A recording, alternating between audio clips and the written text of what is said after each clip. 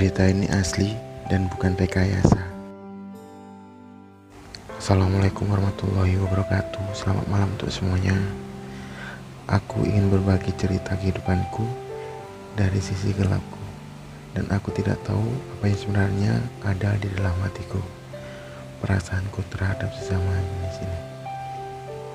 Kisah ini kisah nyata dari hidupku, dan aku ingin berbagi pengalaman kepada kalian semua. Ambil sisi positifnya dan buang sisi negatifnya.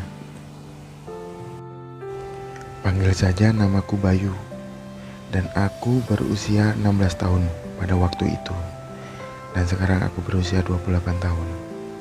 Aku adalah anak tunggal yang dibesarkan oleh keluarga yang sangat-sangat sederhana sekali. Aku tinggal di kampung, dan aku tidak pernah mengenal dunia luar. Dan aku juga hanyalah seorang anak yang hanya bisa bersekolah sampai SD saja. Dan alhamdulillah, aku pada saat itu lulus dengan peringkat yang sangat baik. Aku tidak bisa melanjutkan sekolah karena keterbatasan biaya pada waktu itu. Karena bapakku hanya seorang petani panggilan. Dia kerja jika ada kerjaan. Dan makku pun sama. Dia juga buruh tani, tapi musiman untuk menanam padi. Dan aku bangga sama mereka. Aku termasuk anak yang berbakti dan patuh perintah orang tua.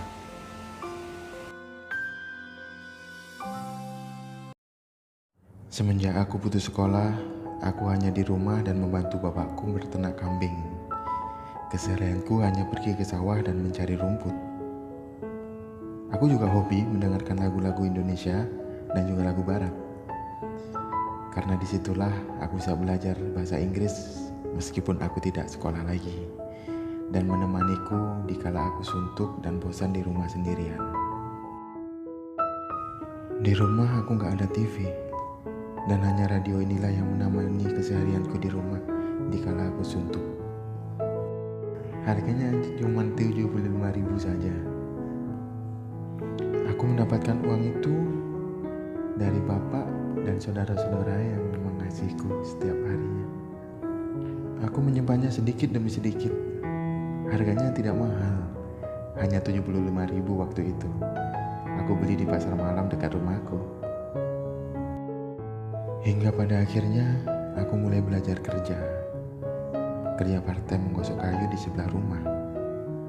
Upahnya sih tidak mahal, 5.000 untuk 100 buah kayu, itu untuk furniture. Jam 7 pagi aku berangkat cari rumput dan pergi ke sawah. Dan jam 11 siang aku pulang dan ambil kayu untuk kukerjakan di rumah. Dan aku merasa bahagia saat itu. Aku mendapatkan gaji pertamaku dalam seminggu menggosok kayu sebesar Rp25.000. Aku hidup sendiri dan hampir sama sekali gak punya teman. Semua teman-temanku masa SD dulu, mereka sudah punya teman baru, teman SMP dan SMA. Dan orang tuaku melarangku untuk bergaul dengan mereka, karena orang tuaku takut aku jadi anak pemalas dan gak bisa bantu orang tua bekerja.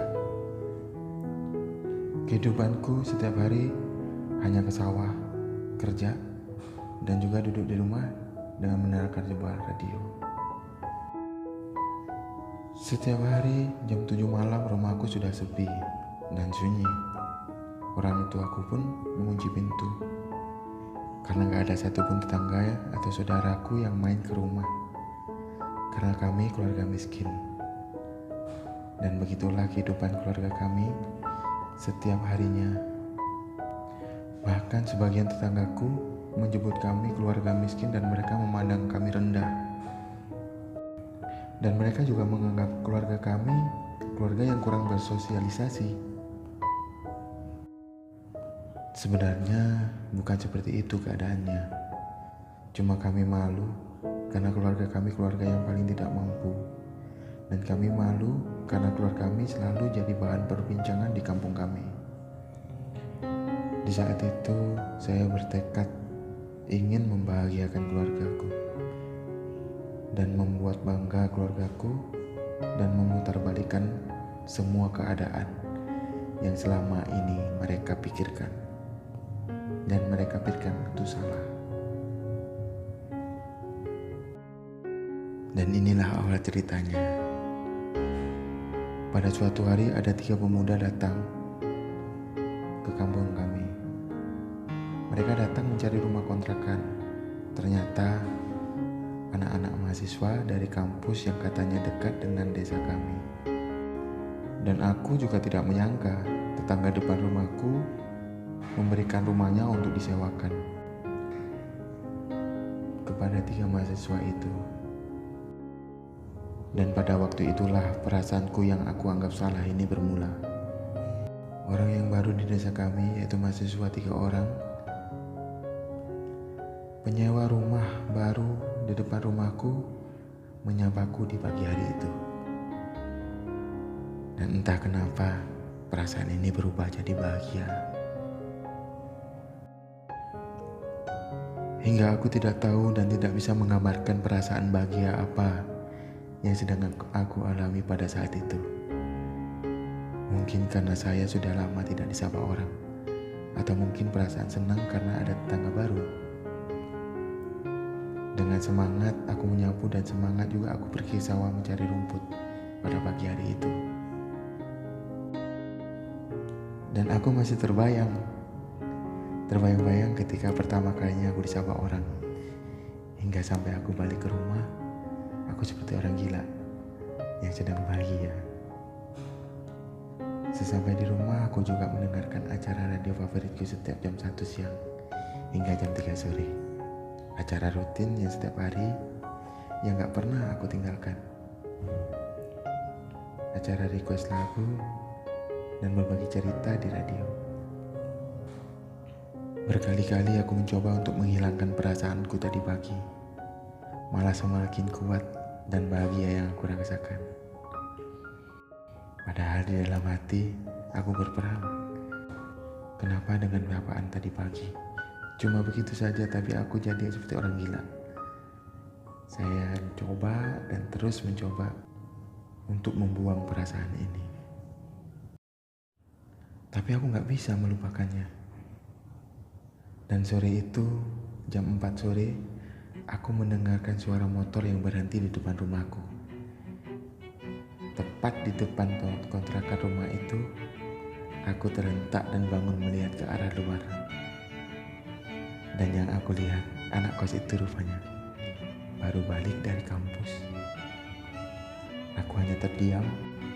Aku mengintip dari dalam rumah, dari pintu jendela rumahku. Aku tak berhenti memandang dia hingga dia masuk ke dalam rumahnya.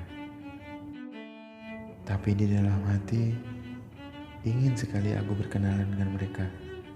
Tapi aku malu dan hanya bisa melihat mereka dari kejauhan. Dan malam itu aku mulai gak bisa tidur. Entah apa yang aku rasakan, perasaanku menjadi kacau balau. Di sisi lain, aku pengen hidup bebas dan bisa melihat dunia luar. Apalagi bisa bergaul dengan orang-orang lainnya. Tapi di sisi lain, aku juga takut. Karena pasti orang tuaku tidak akan mengizinkanku untuk keluar rumah. Hingga pada keesokan harinya, aku masih seperti biasa. Setiap hari, setiap pagi, aku selalu membersihkan halaman rumahku dan bereskan rumah. Aku selalu membantu emakku untuk membersihkan rumah setiap harinya. Dan tiba-tiba, 3 orang itu menghampiriku. Mereka mengajakku perkenalan dan menyapaku pada waktu itu. Dan nama mereka Yuda, Tony, dan juga Alan. Mereka berasal dari Jawa Tengah, dan setelah berkenalan mereka pergi ke rumah Pak RT untuk melaporkan diri karena mereka masih baru. Setelah dari rumah Pak RT, mereka kembali menghampiriku dan berkata, dan tiba-tiba jantungku berdebar-debar. Debar-debaran ini semakin kencang, dan aku gak tahu kenapa bisa seperti itu. Seperti ada rasa aneh yang gak pernah aku alami selama ini. Dan aku pun kembali masuk ke dalam rumah, bergegas meletakkan sapu dan mulai duduk di kursi. Dan aku hanya bisa memandang mereka dari dalam rumah saja. Karena gak mungkin kalau aku terus pergi ke rumah mereka. Dan pasti emakku juga gak bakal izinkan untuk aku bertemu dengan mereka. Karena emakku seorang ibu yang penakut. Dia takut saya bergaul dengan orang yang salah.